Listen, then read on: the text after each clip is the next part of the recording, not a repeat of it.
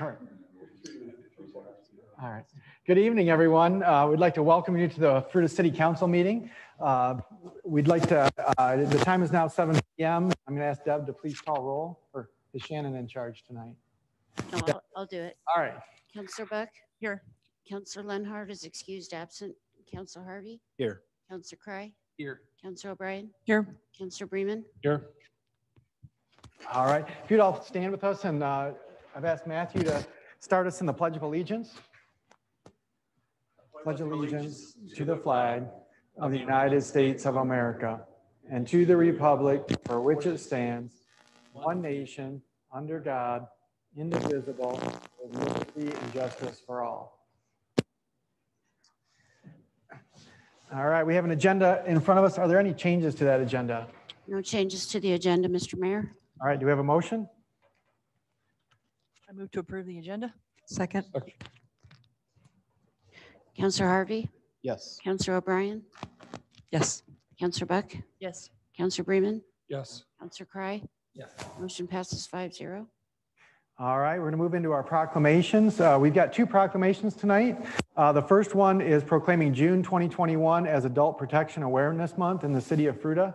And we've got Candace McGuire here she's the Adult Protection Manager with Mesa County Department of Human Services to accept that. I've asked her to read that for us.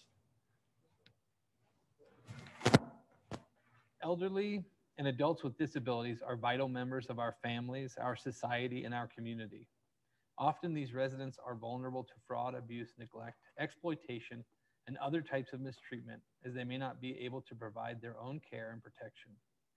Raising awareness is a fundamental prevention strategy that involves not only disseminating new information, but also helping to change attitudes and behavior towards these populations who are vulnerable to mistreatment or self-neglect. Whereas in 2020, Mesa County Adult Protection received over 1,500 reports of abuse, neglect, and exploitation. And whereas abuse of elderly and disabled persons is a tragedy inflicted on a vulnerable segment of the population that crosses all social, economic, racial, and ethnic backgrounds. And whereas in order to reduce adult abuse and neglect in the community, there are a number of services that provide vital resources to this at-risk population, including a 24-hour hotline, investigation of mistreatment and self-neglect, assessment and mitigation of safety risks, as well as public education and advocacy. And whereas adult protection caseworkers and community partners utilize technology and creativity to reach survivors of maltreatment during COVID-19 pandemic. And whereas the observance of Adult Protection Awareness Month reminds us all of our common responsibility to ensure the health, safety, welfare, dignity, and well-being of all disabled and elderly adults. Therefore, be it resolved that the Fruita City Council hereby proclaims June 2021 as Adult Protection Awareness Month in the city of Fruita and urges all citizens to reach out with compassion and respect to adults with a unique set of circumstances to make a difference in their quality of life. All right, thank you. Thank you. We would like to thank the city of Fruita for helping us raise awareness. I think, I believe that child welfare really captures a huge piece of our community and the mistreatment of children, which I am supportive of course, but I think the adults tend to not get as much attention, for lack of a better way of putting it. Our communities are aging. As you mentioned, we had over 1,500 reports last year, which we expected to be lower because of the pandemic. Caregivers weren't going into homes, people weren't seeing the mistreatment, but obviously we did not see that decline. Over 700 of those cases that you mentioned, the 1506, were cases in which there was a substantiated finding, and APS was able to complete that investigation and assessment, and hopefully we were able to improve those clients' lives. So we believe that we really offer a very valuable service to our communities. And again, we thank you for helping us to raise that awareness. Thank you. Come on up and. Thank you. Thank you for coming in.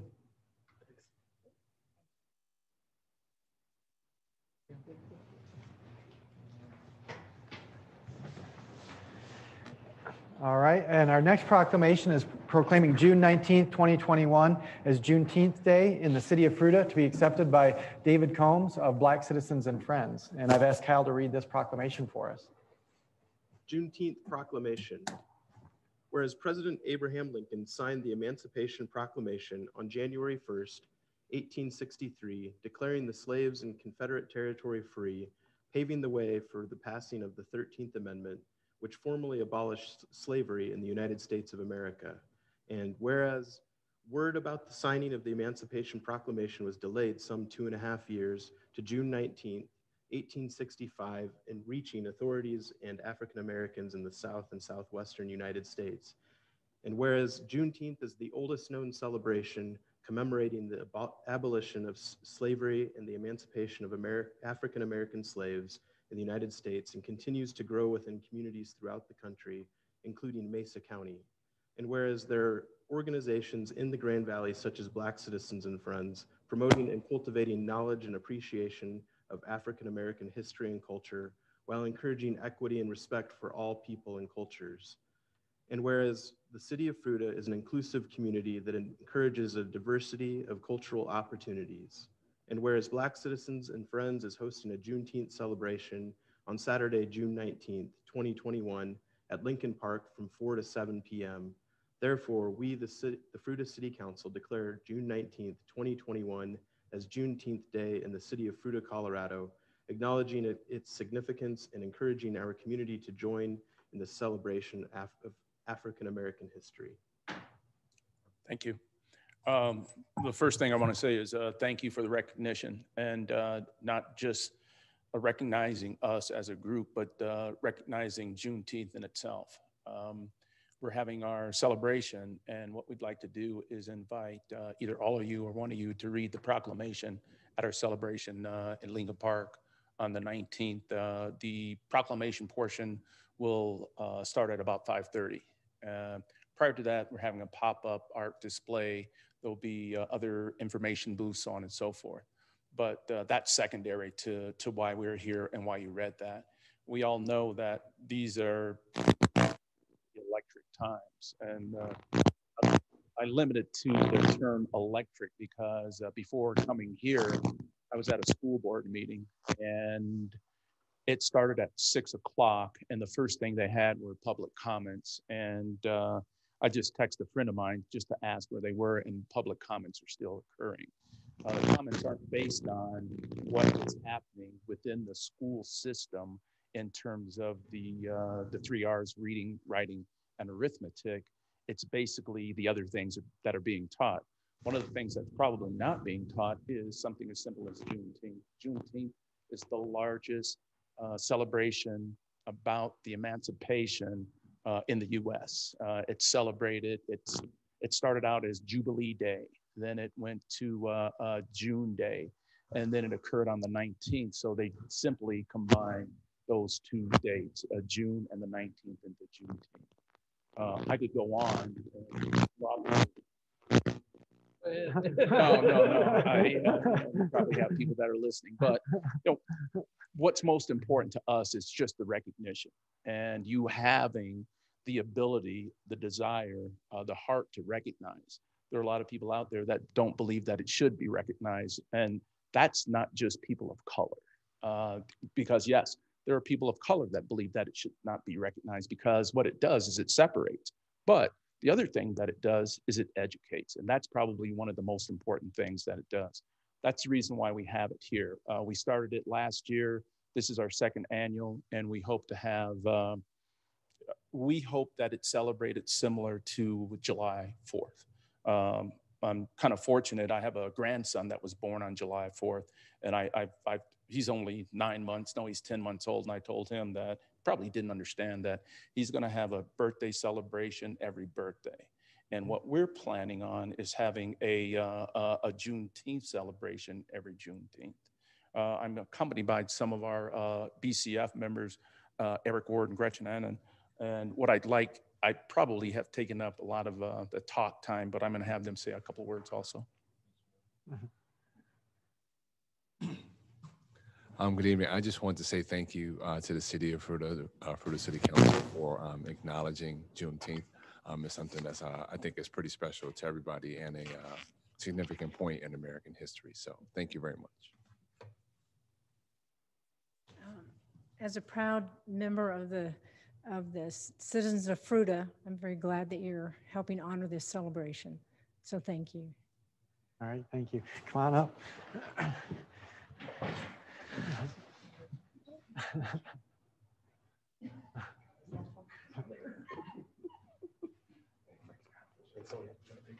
I'll be there.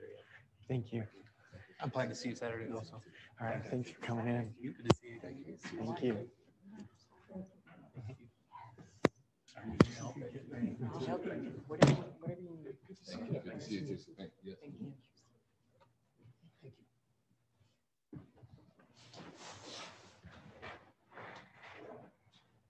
All right, we're going to move into our public participation time. So this section is set aside for the city council to listen to comments by the public regarding items that do not otherwise appear on this agenda. Generally, the city council will not discuss the issues and will not take an official action. So with that, we're going to open it up to public participation. Is there anybody in the audience that would like to speak on something not on the agenda?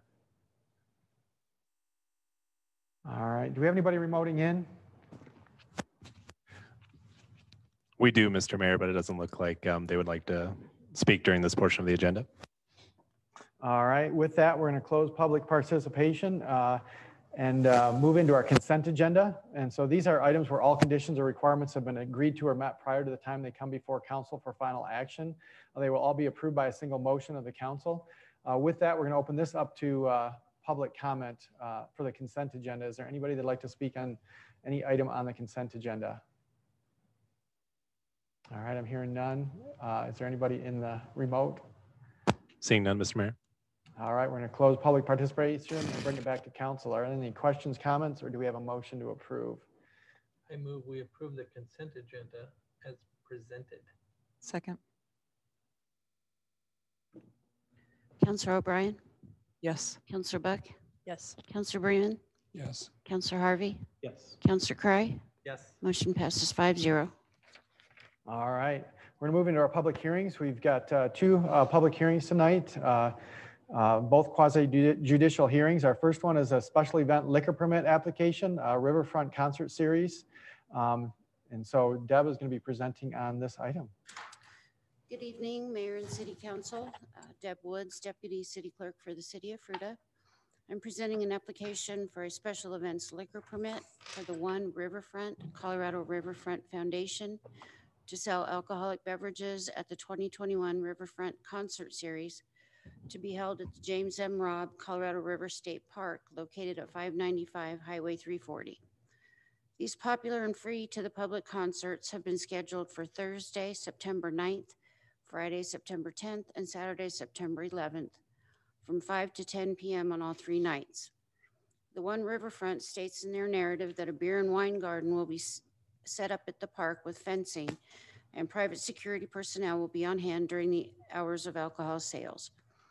In your council packet, you've already seen the special event application, narrative of the event, diagram of the beer and wine garden, permission to use the property from Colorado Parks and Wildlife, and Fruita Police Chief's memo stating that there is nothing that would prohibit the issuance of the liquor permit.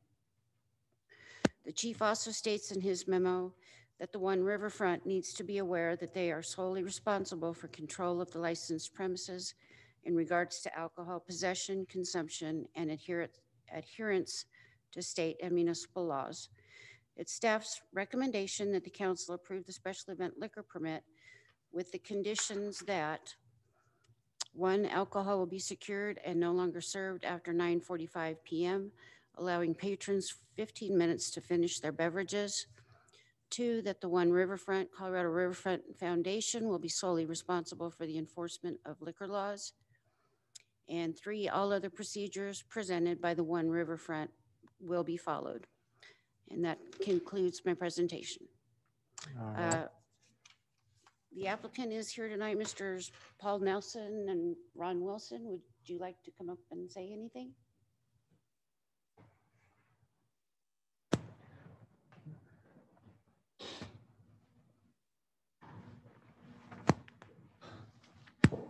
Hello, Council. Ron Wilson, Sandstone Entertainment.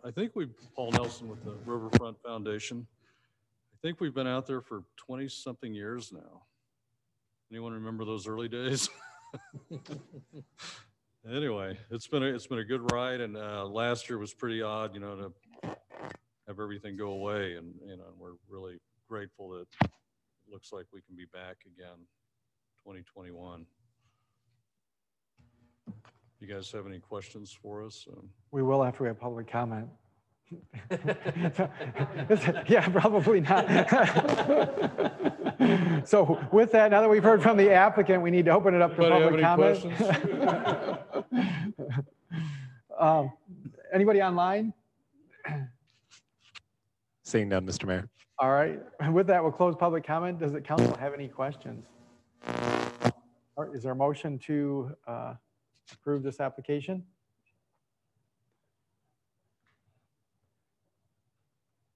We're not hesitating, we're just trying to look it up.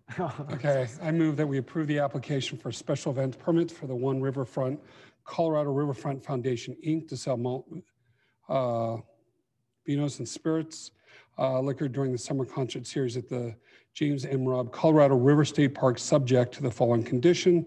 Alcohol be secured and no longer served after 9:45, allowing the patrons 15 minutes to finish their beverages.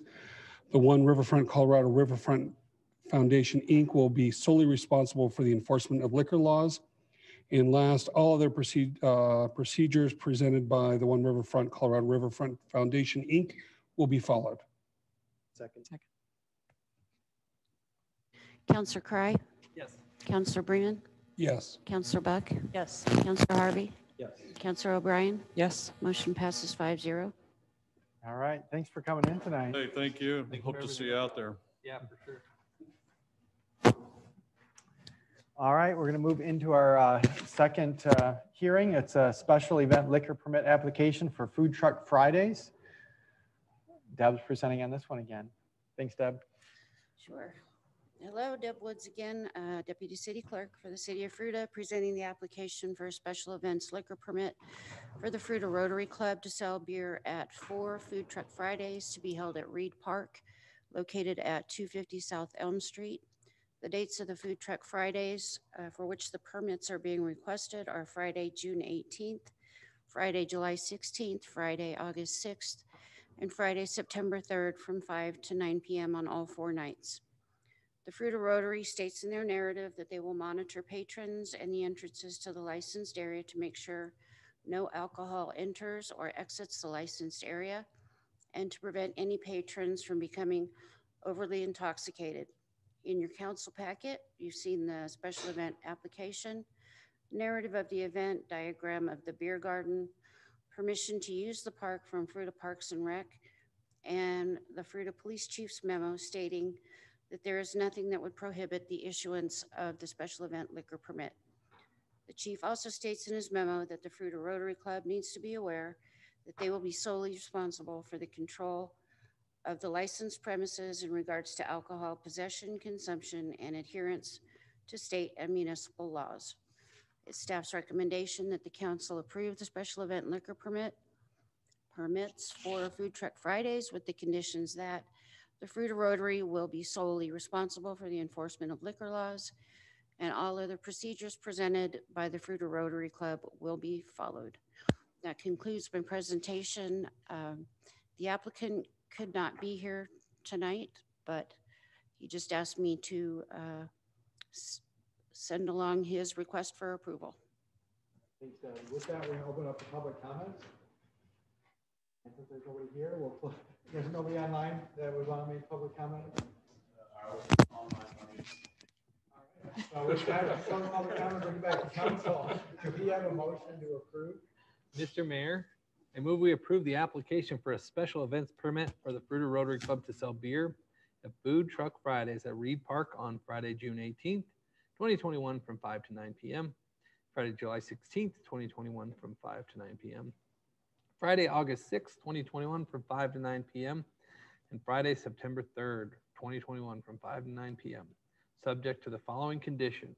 The Rotary Club will be solely responsible for the enforcement of liquor laws, and all other procedures of the Rotary Club will be followed. I'll second that. Counselor Buck, Yes. Counselor O'Brien, Yes. Counselor Bremen, Yes. Counselor Harvey, Yes. Counselor Cry. Yes. Motion passes 5-0. All right, with that, we're going to move into the report. All right, Mayor, members of council, just two quick items. Next week, the new gooseneck permanent microphones will be installed. So hopefully that'll help with some of the interference you've heard tonight. And then just wishing our assistant to the city manager, Shannon Vossen, a happy birthday today. Hey, It's my mom's birthday too. Happy birthday. Another Gemini. Too many Geminis in the world. Hey. What are you making me work for tonight then? When's your birthday? He opted to be here instead of Oh. home. Oh, yeah. Just kidding. Is that it? Oh, all right. So we're going to bring it back to council reports and actions. Lori. I don't have anything. Kyle. Meetings are forthcoming.